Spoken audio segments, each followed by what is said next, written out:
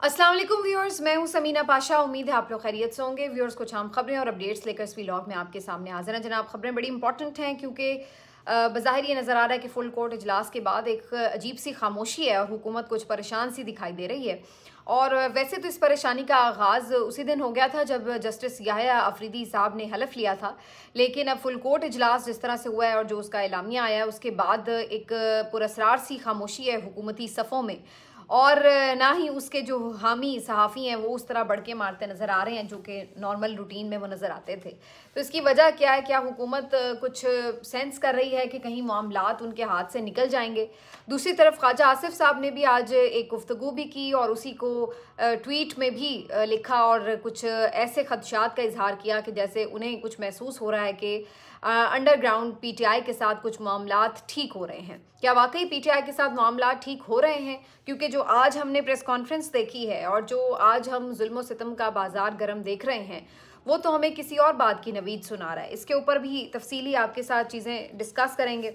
और फिर थोड़ी बात करेंगे इस्लामाबाद पुलिस की भी, जहाँ पर आज हमने देखा एक बहुत बड़ी दहशतगर्द को उनके शौहर के साथ ही 3 रोज़ा रिमांड पर अदालत ने भी दे दिया है। दहशतगर्द औरत, वो दहशतगर्द औरत जो कि खुद मजलूमों की आवाज़ है, उसके साथ किस तरह का सलूक रवा रखा जा रहा है। और दूसरी तरफ खुद आप इस्लामाबाद पुलिस की कारकर्दगी देखिए कि 24 घंटे के अंदर 2 बैंक डकैतियाँ हो चुकी हैं और वहाँ पर गार्ड्स के ऊपर हमले हुए हैं। ये सब वाक़यात हो रहे हैं, लेकिन जो इस वक्त पुलिस है उसका जो एक पूरा फोकस है, जो उसकी तरजीह है, वो सिर्फ ये है कि किस तरीके से हुकूमत मुखालिफ आवाज़ों को दबाना है और किस तरीके से मुखालिफिन को सियासी इंतकामी कार्रवाई का निशाना बनाना है। तो ये उनका टोटल फोकस है। इसके ऊपर मज़ीद कुछ उनकी मबनी कार्रवाइयाँ आपके साथ शेयर करेंगे। आपसे रिक्वेस्ट है कि चैनल को सब्सक्राइब कर लें अगर अभी तक सब्सक्राइब नहीं किया।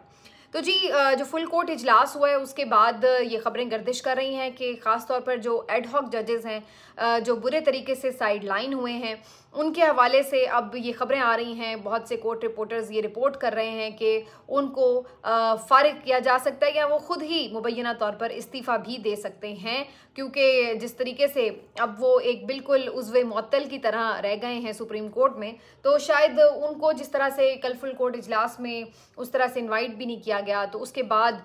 इस बात का खदशा है कि वो खुद ही शायद इस्तीफ़ा दे सकते हैं। तो हैरत की बात है कि वो लोग जो जस्टिस मंसूर अली शाह साहब या जस्टिस मुनीब अख्तर के इस्तीफ़े एक्सपेक्ट कर रहे थे, अब उनको ये प्रॉब्लम हो रही है कि शायद जस्टिस तारिक मसूद और मियां मजहर खेल जो हैं वही इस्तीफ़े दे दें, क्योंकि जिस तरह से उन्हें महसूस हो रहा है कि उनके साथ मिसबिहेव किया गया है मुबैना, तो उन्हें लगता है कि जी अब इससे बेहतर है कि हम इस्तीफ़ा ही दे दें। तो ये हो सकता है आने वाले दिनों में, लेकिन ये बहरहाल एक दिलचस्प मौका है कि बाकी जो सुप्रीम कोर्ट के मेजॉरिटी ऑफ जजेस हैं वो हमें सेम पेज पर नज़र आ रहे हैं। और जो जस्टिस याहिया अफरीदी साहब हैं, जैसे कि उन्होंने ख़ुद भी इस बात को एक पैगाम जो एलामिये में भी दिया है, उससे ये तासुर ज़्यादा तक़वियत पकड़ रहा है कि सुप्रीम कोर्ट में जो जजेस हैं वो आपस की तकसीम को ख़त्म करके बिल्कुल सेम पेज पर आ चुके हैं। और ख़ास तौर पर जो ऐसे जजेस हैं जिनके बारे में हुकूमत ये राय रखती है कि वो उनके लिए फ़ायदेमंद साबित हो सकते हैं, तो उन जजेस के हवाले से क्या उनका भी फ़ैसला वही होगा कि वो अभी भी हुकूमत के साथ ही काम करते नज़र आएंगे, या वो भी ये देखेंगे कि मेजॉरिटी ऑफ जजेस अब एक तरफ हैं तो वो भी अपने इदारे के लिए कुछ बेहतर सोचें। तो ये अब आने वाले दिनों में जो सूरत हाल है वाज़ेह भी हो जाएगी, क्योंकि जब जुडिशल कमीशन का इजलास होगा, जब आइनी बेंच बनेगा, जब आइनी बेंच के सरबराह का तयन होगा, तो उस वक्त बहुत सारी चीज़ें जो हैं वो वाज़ेह हो जाएंगी। और अब इस वक्त तो ये सूरत हाल है कि जो जज बेशक मेरिट पर ही क्यों ना तैनात किया जाए, लेकिन अगर उसके ऊपर हुकूमत हाथ रखेगी या हुकूमत उन्हें सेलेक्ट करेगी तो वो जज भी ये सोचेगा कि ओहो अब तो मेरी क्रेडिबिलिटी पे ही सवालिया निशान है। तो एक अजीब सी सूरत हाल बन जाएगी। बहरहाल इस बात के कतई नज़र देखते हैं आने वाले दिनों में सुप्रीम कोर्ट से क्या बड़ी खबरें आती हैं। एक और जो अहम चीज़ है वो ये कि सुप्रीम कोर्ट ने नज़रसानी अपील दायर कर दी है, जो इन्होंने इलेक्शन ट्रिब्यूनल का फैसला दिया था काजी फायज़ ईसा साहब ने पंजाब के, उसके लिए उन्होंने एक नज़रसानी अपील दायर कर दी है। तो सुप्रीम कोर्ट में मुख्तलिफ अपीलें दायर कर रही है पीटीआई, जो कि उन्होंने अभी तक संभाल के रखी थी कि काजी साहब चले जाएंगे तो ये अपीलें दायर की जाएंगी। तो इनमें अब आप देख सकते हैं कि ये मिलिट्री ट्रायल की अर्ली हियरिंग के लिए अपील है, उसके बाद मखसूस नशिस्तों पर अमल दरामद के हवाले से अपील है। अब ये तीसरी अपील दायर की गई है, लेकिन हैरत अंगेज़ तौर पर अभी तक 26वीं आईनी तरमीम को चैलेंज नहीं किया गया PTI की तरफ से। अगरचे मुख्तलिफ बार्स ने इसके ऊपर अपनी जो दरख्वास्तें वो जमा कराई हैं, लेकिन PTI इसमें अभी तक फरीक नहीं बनी। देखना होगा कि इसकी वजह क्या है, वो अभी देख रहे हैं कि आईनी बेंच कैसे बनेगा, क्या सूरत हाल होगी, उसके बाद शायद वो इसके लिए अपील करें। लेकिन अभी ये एक दिलचस्प बात है कि सबसे ज़्यादा मुखालफत PTI इसकी बज़ाहिर कर रही है, लेकिन दूसरी तरफ अभी कानूनी तौर पर इसको उन्होंने चैलेंज नहीं किया है। लेकिन कुछ और जो चीज़ें हैं जो मुकदमात के ऊपर आज हेयरिंग्स हुई हैं वो अपडेट्स मैं आपको दे दूं। 190 मिलियन पाउंड केस में इमरान खान साहब और बुशरा बीबी साहिबा की बरियत के लिए जो दरख्वास्त थी, इसके ऊपर आज बहुत ही मज़ाक़खेज़ बात है कि वो केस जो खुद नैब ने बनाया है, अब कह रहे हैं कि हमें रिकॉर्ड उसका देखने के लिए मज़ीद कुछ दिन चाहिए। तो अब वो जो केस है उसको उन्होंने इल्तवा के लिए दरख्वास्त की, जिसपे चीफ जस्टिस आमिर फारूक साहब ने उन्हें इल्तवा दे भी दिया है। तो अब वो 10 रोज़ के लिए मुलतवी हो चुका है। इसी तरह तोशा खाना 2 केस जो है, यहाँ पर इमरान खान साहब की तरफ से ये दरख्वास्त की गई कि उन्होंने वकील अभी मुकर्रर करने हैं, तो इस वजह से वहाँ पर भी कोई पेशरफ्त नहीं हो सकी। अलबत्ता वकीलों से मुलाकात के लिए ज़रूर अदालत ने हुक्म जारी कर दिया है और इमरान खान साहब की तरफ से सलमान सफदर, सलमान अकरम राजा और बैरिस्टर अली ज़फ़र के नाम गए थे। तो अब ये लोग इमरान खान साहब से मुलाकात भी कर लेंगे, तो तोशा खाना के हवाले से उनको मज़ीद जो है हिदायत मिल जाएंगी। तो ये दोनों केसेस तो आज कोई ख़ास पेशरफ्त के बगैर ही मुलतवी हो गए हैं। जबकि अगर हम ओवरऑल बात करें कि जो ये चीज़ें देखी जा रही हैं कि ये क्या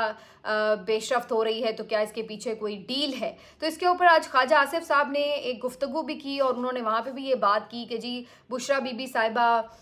पंजाब को खैरबाद कह के जो पेशावर में जाके बैठ गई हैं, तो ये तो ऐसा लग रहा है कि पीछे कुछ मामलात और तरह के चल रहे हैं। और इसी तरह की गुफ्तगू को इन्होंने अपनी ट्वीट में भी लिखा और वो लिखते हैं कि बेगम साहिबा की रिहाई और पेशावर रवानगी मामूल की कार्रवाई नहीं है। इसी तरह गंडापुर की चालें पहले जो उन्होंने बड़कें मारी और फिर धमकियां देना, फिर जलसे जुलूसों से गायब होना, फिर नमूदार होना, आनिया जानिया, बेगम साहिबा की रिहाई और पेशावर रवानगी,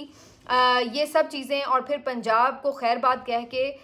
बेगम साहिबा पेशावर वज़ीर आला हाउस की एनेक्सी में डेरे डालना पसे पर्दा दास्तान की निशानदही है। दोनों शख्सियतें किसी नूरा कुश्ती की मुआफ़ी तलाफ़ी की खबर देती हैं और कारकुनान को फिर उनके जो एक दम पटरी से उतर जाते हैं ख्वाजा आसिफ साहब, तो एक फजूल सा लफ्ज़ यूज़ करके उनका कहना है कि कारकुनान को चे बनाने की कोशिशें की जा रही हैं। तो ये जी ख्वाजा आसिफ साहब की ट्वीट है और पता नहीं किस किस्म की हालत में उन्होंने ये ट्वीट लिखी है कि कई जुमले रिपीट हुए हैं, कई जुमले पता नहीं अजीब बेरब्त से लग रहे हैं, लेकिन जो इसमें से कहना वो चाह रहे हैं वो ये कि अली अमीन गंडापुर साहब और बुशरा बीबी साहिबा ये मुबैना तौर पर किसी डील के ऊपर काम कर रहे हैं बैकग्राउंड में, ये उनका लुब्बे लुबाब है। तो हैरत अंगेज़ बात है कि एक तरफ आप ये कह रहे हैं, मैंने आपको कुछ दिन पहले भी बताया था कि बुशरा बीबी साहिबा की पेशावर रवानगी से मुतल्लिक जो खबर सामने आई थी वो ये कि इस बात का खदशा मौजूद था कि पंजाब में वो सेफ़ नहीं होंगी, बार बार इस बात का खदशा रहेगा कि उनको किसी न किसी मुकदमे में गिरफ्तार कर लिया जाए, MPO के तहत गिरफ्तार कर लिया जाएगा, कोई भी और बोगस केस बना के गिरफ्तार कर लिया जाए, और फिर हर रोज़ कोई ना कोई तंग करने पहुंचा होगा। और फिर इस बात का भी खदशा था कि जो उनकी दोनों रिहाइशगाहें हैं, चाहे वो ज़मान पार्क हो या बनी गाला हो, ये बग्ड ना हो, ये सेफ़ ना हो, तो फिर इस सूरत हाल से निमटने के लिए ये तय किया गया था कि उन्हें पेशावर रहना चाहिए। तो इस बात को लेकिन इस अंदाज से पेश किया जा रहा है कि जी ये किसी डील का हिस्सा है, और उसके बाद ये कहा जा रहा है कि जी जो गंडापुर साहब हैं ये भी अब खामोश से हुए हैं। तो ये भी एक सवाल है कि ये अब क्यों उस तरह जलसे जुलूस और एहतजाज नहीं कर रहे। बहरहाल गंडापुर साहब तो जब से डी चौक से वापस गए हैं तो उसके बाद से हर कोई उनके पूरे किरदार के ऊपर कुछ सस्पिशियस सा ही इजहार कर रहा है मामलात का, लेकिन क्या ये कोई डील है, इसके तो कोई असरात नज़र नहीं आते। वैसे तो खुद हुकूमत के हलकों के अंदर से भी बहुत सारे लोगों ने इसकी तासुर की नफ़ी की है। आप राना सनाउल्लाह साहब की प्रेस कॉन्फ्रेंस देख लें, मैं उस दिन पीपल्स पार्टी के भी एक दो रहनुमाओं को सुन रही थी, तो खुर्शीद शाह साहब ने भी गालिबन ये बात कही, और कुछ जो हुकूमती बड़े बाखबर सहाफ़ी हैं उनको आप सुन लें, ये सब चीज़ें जो हैं, हामिद मीर साहब भी उस दिन ये बात कर रहे थे, दीगर कुछ सहाफ़ी, तो वो ये सब इस बात की इंडिकेशन दे रहे थे कि कोई डील किसी किस्म की नहीं हुई है। और राना सनाउल्लाह ने तो ये तक कहा कि पीटीआई तो हमसे बात ही नहीं करती, तो डील हमने उनको क्या देनी है या उन्होंने हमसे क्या लेनी है। तो ये सारी जो बातें ऐसा नहीं है, उनकी मेरिट पर रिहाई हुई है। तो एक तरफ तो हुकूमत के अपने अंदर जो हल्के हैं उनकी तरफ से भी आवाज़ें उठी हैं, और अगर आप हालात भी देखिए तो क्या हुआ है, ये किस किस्म की डील है कि मतलब इमरान खान साहब की जो इस वक्त सिचुएशन है, जहाँ पे उन्हें जैसे रखा गया है पिछले 20 दिनों में, जो उनके साथ ट्रीटमेंट हुआ है, वो खुद ये अपने अल्फाज कहते हैं कि उन्हें जानवरों से भी बदतर सलूक उनके साथ किया गया, रखा गया। तो क्या डील के नतीजे में ये लिया है पीटीआई ने? और अगर आप अदरवाइज भी देखिए तो रहनुमाओं के साथ जो सलूक हो रहा है, आज ये एक खौफनाक प्रेस कॉन्फ्रेंस की है जो हाजी इम्तियाज़ हैं पीटीआई के एमएन ने, उनकी अहलिया ने, उनकी तरफ से जो आज जुल्म सितम की दास्तान सुनाई गई है। सलमान अकरम राजा और उमर अयूब साहब भी इस मौके पर उनके हमरा थे,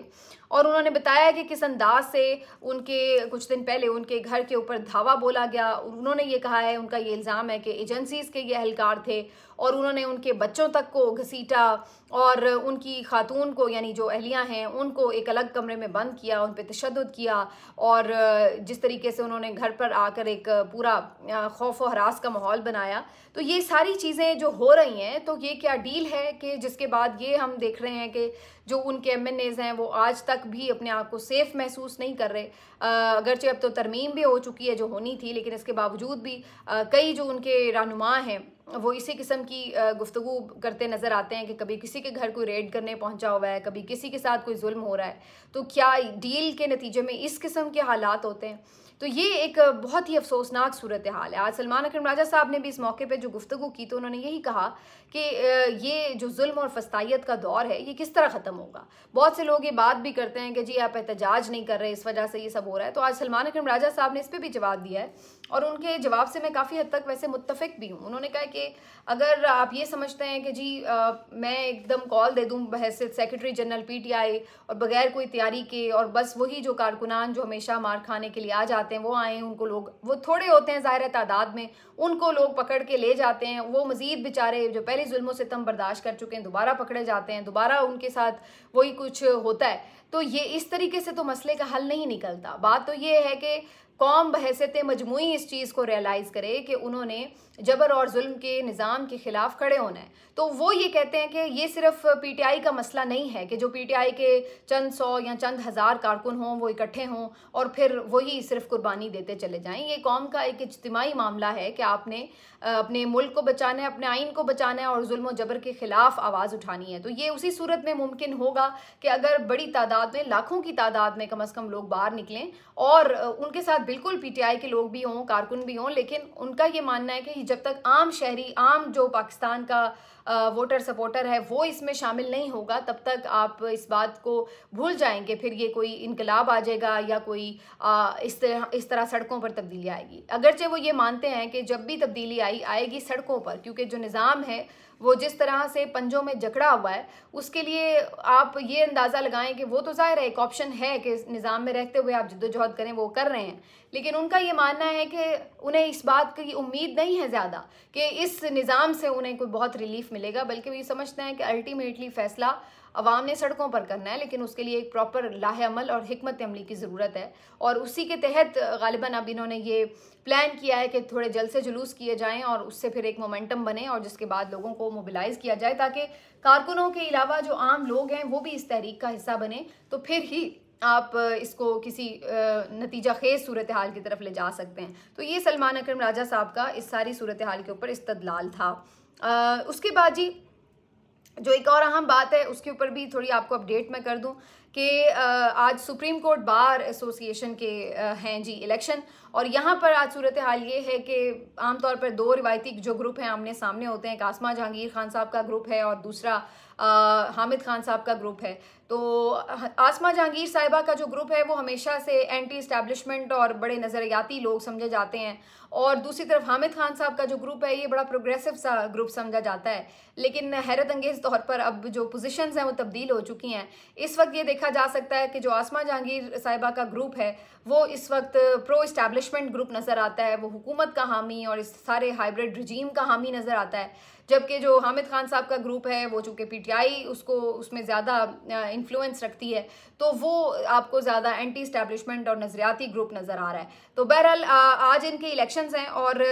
जो इंटरेस्टिंग बात है इसमें वो ये कि जो अस्मा जहांगीर साहिबा वाला ग्रुप है उसको ज़्यादा जो एक पूरी तवज्जो और कह लीजिए आपकी उम्मीद है वो हुकूमत से है कि जी यहाँ पर चूँकि पैसा तो हर एक को चाहिए होता है और बार्स को जिस तरह से ग्रांट्स मिलती हैं, जिस तरह से उनको मराहत मिलती हैं, तो उससे उनको इस बात का तासुर मिलता है कि जी यहाँ पर जो हमें मिलेगा, यहाँ से जो हमें फ़ायदे मिलेंगे उस तरफ हमें जाना चाहिए। तो यहाँ पर आज जो इस्तीफ़ा एक बहुत बड़ा अट्रैक्शन दिया गया है पूरे वकला कम्युनिटी को, वो हाउसिंग सोसाइटी का है। और अब बज़ाहिर ये नज़र आ रहा है कि अगर वकला का ये जो एहसन भून और आज़म नज़ीर तारड़ वाला ग्रुप है अगर ये कामयाबी हासिल करता है तो उनको ये लॉलीपॉप है, पता नहीं अब ये हकीकत है या लॉलीपॉप है, लेकिन ये उन्हें उम्मीद है कि जी वो जो हाउसिंग सोसाइटी है उसके लिए वकला के लिए बड़ी कोई एक अट्रैक्टिव चीज़ हो जाएगी। जबकि दूसरी तरफ हामिद खान साहब का जो ग्रुप है वो ये कह रहा है कि जी हम इस वक्त अदलिया की आज़ादी, आइन के तहफ़्फ़ुज़ के लिए, इंसानी हुकूक़ की पामालियों के ख़िलाफ़ लड़ रहे हैं, खड़े हैं। तो वो वो अपना नज़रिया जो है वो उसको लेकर सामने आ रहे हैं। तो आज देखना यह है कि आज प्लॉटों की जीत होती है या फिर आज नज़रिए की जीत होती है। बज़ाहिर लग रहा है कि जो प्लॉट हैं वो ज़्यादा हावी होते हैं, लेकिन जो इंटरेस्टिंग बात है इस दफ़ा वो ये ज़रूर है कि जो लाहौर हाई कोर्ट बार है उधर जो ज़्यादा पीटीआई का इन्फ्लुएंस है वो नज़र आ रहा है इंटरेस्टिंगली। और वरना आज़म नज़ीर तारड़ आमतौर पर इस मौके पे लाहौर हाई कोर्ट बार में नज़र आते हैं ऐसे वकला की जो ये इलेक्शन होते हैं बॉडी के, लेकिन आज वो वहाँ नज़र नहीं आ रहे। और इस बात का भी खदशा ज़ाहिर किया जा रहा है कि उन्हें किसी रद्द-ए-अमल की मुमकिना सिचुएशन से बचने के लिए उन्होंने ये वहाँ पे जाना पसंद नहीं किया। और कुछ दिन पहले मैंने ये भी देखा कि लाहौर हाई कोर्ट बार के जो नुमाइंदे थे वो जाके अली अमीन गंडापुर साहब से पेशावर में मिल रहे थे और वहाँ पे उन्हें 3 करोड़ की ग्रांट भी दी गई। वैसे तो मैं ये तमाम ही ग्रांट्स वगैरह के कोई हक में नहीं हूँ, लेकिन ये जो एक धड़ेबाजी है जो वकला की सियासत है उसमें ये एक अजीब सा फैक्टर है कि लाहौर की बार का पेशावर के सूबे के चीफ मिनिस्टर से क्या ताल्लुक़ कि उन्होंने वहाँ जाके जो है उनको बुलाया भी और वहाँ पर उनको ग्रांट भी दी है। तो बज़ाहिर आज देखना होगा कि वकला जो है वो क्या फ़ैसला सुनाते हैं अपना। बहरहाल सुप्रीम कोर्ट बार एसोसिएशन एक बड़ी वकला बॉडी और यहाँ पर अगर कोई भी वकला ग्रुप जो है वो ज़्यादा भारी तादाद में जीतता है तो उसके असर आने वाले दिनों में अगर कोई सिचुएशन बनती है 26वीं आईनी तरमीम के ख़िलाफ़ या किसी भी तरह जजेस की हिमायत के लिए, तो वहाँ पर फिर ये देखना होगा कि कौन इस वक्त बरसरे इक़्तिदार होता है सुप्रीम कोर्ट बार एसोसिएशन में। तो इस लिहाज से ये बहरहाल आने वाले दिनों में ये इंपॉर्टेंट इलेक्शंस जो हैं वो साबित हो सकते हैं। लेट्स सी इनका जो रिज़ल्ट है वो आगे वाले व्लॉग में शेयर करेंगे। आखिर में जी इस्लामाबाद की सूरत हाल ये है कि 2 दिनों के अंदर बल्कि 24 घंटे के अंदर मुख्तलिफ बैंक्स में डकैतियों की वारदातें हुई हैं, गार्ड्स को गोलियां मारी गई हैं, ज़ख्मी किया गया है और लूटा गया बैंक्स को। और ये कोई पहले वाक़यात नहीं है, इससे पहले भी हम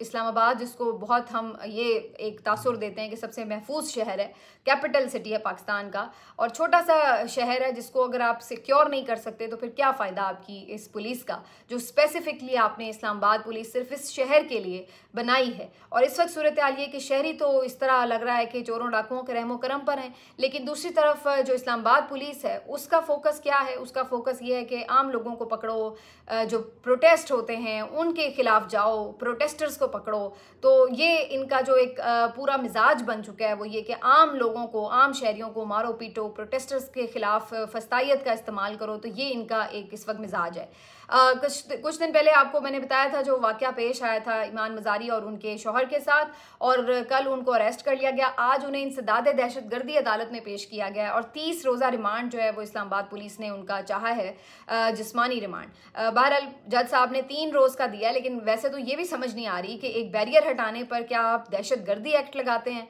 और क्या उसके लिए आपको 3 रोज़ का जिस्मानी रिमांड चाहिए। तो ये कितनी शर्मनाक बात है। सबको पता है कि ईमान मज़ारी क्यों किसी को बुरी लगती हैं, हैं, और वो खातून जो कि इस वक्त मजलूमों की आवाज़ बनती हैं, जो आज़ादी इज़हार राय की बात करती हैं, जो ये बात करती हैं कि बुनियादी हुकूक तमाम लोगों को मैसर होने चाहिए, उनको सिर्फ पनिश करने के लिए, उनको सज़ा देने के लिए आपने बेसिकली ये सारी कार्रवाई की है। वरना एक बैरियर हटाना कितना बड़ा मामला है, जिसको इस तरीके से 3 रोज़ा इंसदाद दहशतगर्दी अदालत से आप रिमांड दिलवा रहे हैं। तो ये भी आज जो वकील वोट डालने जा रहे हैं उनको ये देखना पड़ेगा कि ये कौन सी फस्तायत के साथ लोग खड़े हुए हैं। आप देख लीजिए कि एक वकील इंतज़ार पंजोता 3 हफ्ते से ज़ायद हो चले हैं, वो लापता है। वकीलों के ऊपर दहशतगर्दी के मुकदमात हैं, वकीलों के साथ जो इस वक्त सलूक बर्पा किया गया है, ये सब देखते हुए अब वकीलों को ये फैसला करना पड़ेगा कि वो इस हुकूमत के हक में वोट देने जा रहे हैं या फिर वो इस फस्तायत के खिलाफ वोट देने जा रहे हैं। लेकिन ये फैसला काफ़ी इस वक्त मुश्किल है, क्योंकि एक तरफ प्लॉट भी नज़र आ रहे हैं तो दूसरी तरफ तो फिर जद्दोजहद ही है, पसीना है, मार कुटाई है। तो अब कौन इतनी मुश्किल चीज़ जो है उसको ऑप्ट करे। लेकिन बहरहाल देखते हैं कि वकील फैसला क्या करते हैं। मिलते हैं आपसे अगले व्लॉग में, अपना ख्याल रखिए, अल्लाह हाफिज़।